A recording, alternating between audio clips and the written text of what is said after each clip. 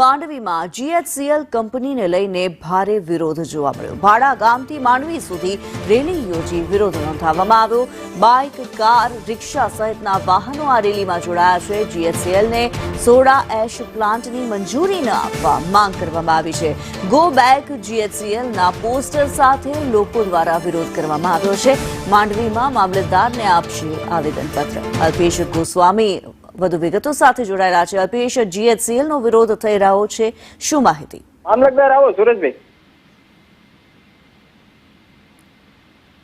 જી Alpesh, Kinnari, GHCL company સામે છેલ્લા ઘણા સમયથી સ્થાનિક લોકો છે તે વિરોધ કરી રહ્યા છે। સરકાર દ્વારા જે રીતે અહીંયા જીએચસીએલ કંપનીને મંજૂરી આપવામાં આવી છે તેને લઈને આજે બાડા ગામથી લઈને મામલતદાર કચેરી સુધી રેલી યોજવામાં આવી છે, જેમાં મોટી સંખ્યાની અંદર વાહન ચાલકો જોડાયા હતા। સ્થાનિક લોકો છે તેમને આવેદનપત્ર આપીને રજૂઆત કરવાના છે કે આ કંપનીને અહીંયા મંજૂરી ન આપવામાં આવે। જો આ મંજૂરી આપવામાં આવશે તો સ્થાનિક લોકોને મોટું નુકસાન થશે। ખાસ કરીને ખેતી, પશુપાલન અને માછીમારોને મોટું નુકસાન થવાની ભીતિ છે તે સ્થાનિક લોકોને સતાવી રહી છે। અને જીએચસીએલ કંપનીને જે 1340 એકર જેટલી જમીન સરકાર દ્વારા ફાળવવામાં આવી છે, આગામી દિવસોમાં કંપની છે તે પોતાનો સોડા એશ પ્લાન્ટ છે તે અહીંયા સ્થાપવા જઈ રહી છે, પરંતુ સ્થાનિક લોકોમાં કંઈક ને કંઈક ભારે વિરોધ અત્યારે જોવા મળી રહ્યો છે।